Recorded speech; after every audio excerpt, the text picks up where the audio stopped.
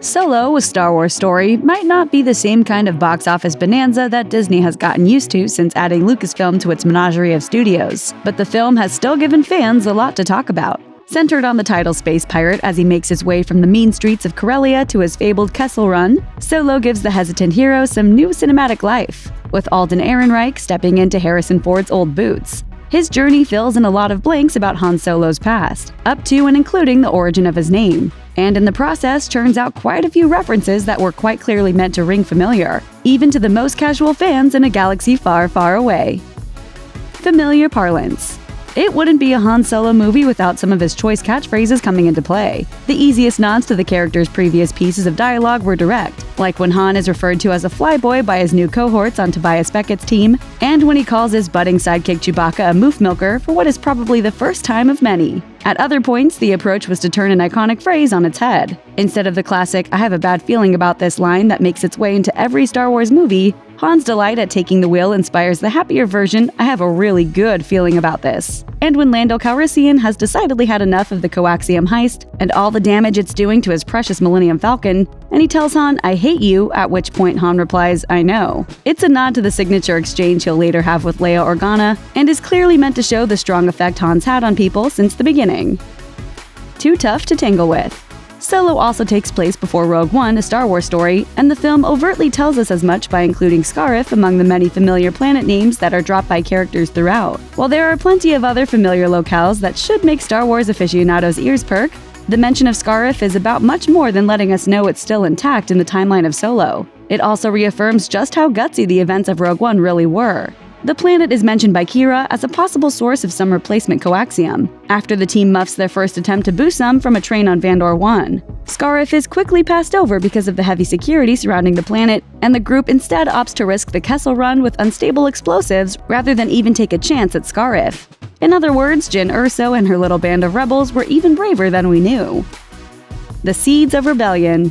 The first standalone Star Wars story, Rogue One, was basically a feature-length tribute to some of the previously unknown heroes that helped fuel the rebellion that would ultimately topple an empire, by getting those Death Star plans into Leia's hands. Solo, on the other hand, is focused on the history and character development of the galaxy's most lovable rogue, and proves he was known to act unselfishly on at least one occasion prior to saving Luke Skywalker from Darth Vader's squadron of TIE fighters. What it means for Han to betray Dryden Voss and deliver the precious fuel to Enfys Nest's ragtag team is fairly epic.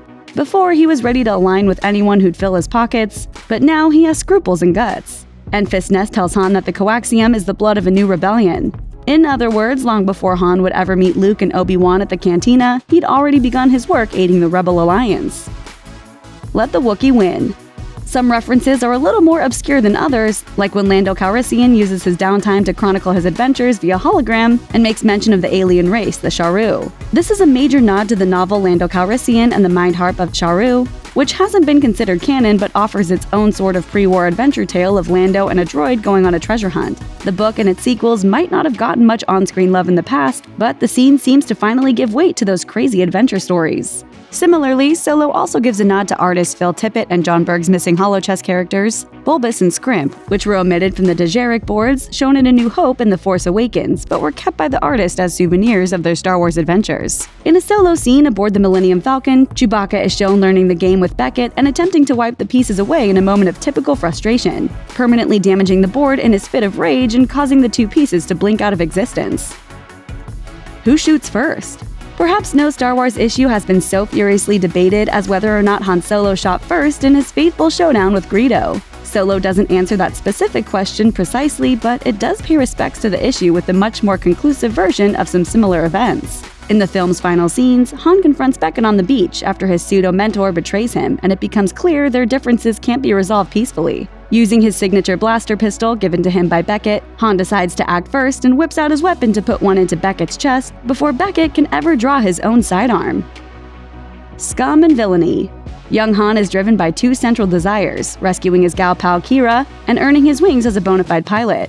By the time we meet him in A New Hope, however, he's become a wayward employee of Jabba the Hutt, driven mostly by his greed and the bounty on his head. Solo teases that future, even after painting Han as the good guy for his contribution to Enfys Nest's burgeoning rebellion, by telling us what his next move will be. Beckett mentions a rumor that a big shot gangster is putting together a crew on Tatooine, and Han decides to follow that lead. That big shot gangster can only be Jabba the Hutt. That's where Han's headed, for better or worse. Thanks for watching. Click the looper icon to subscribe to our YouTube channel. Plus, check out all this cool stuff we know you'll love too.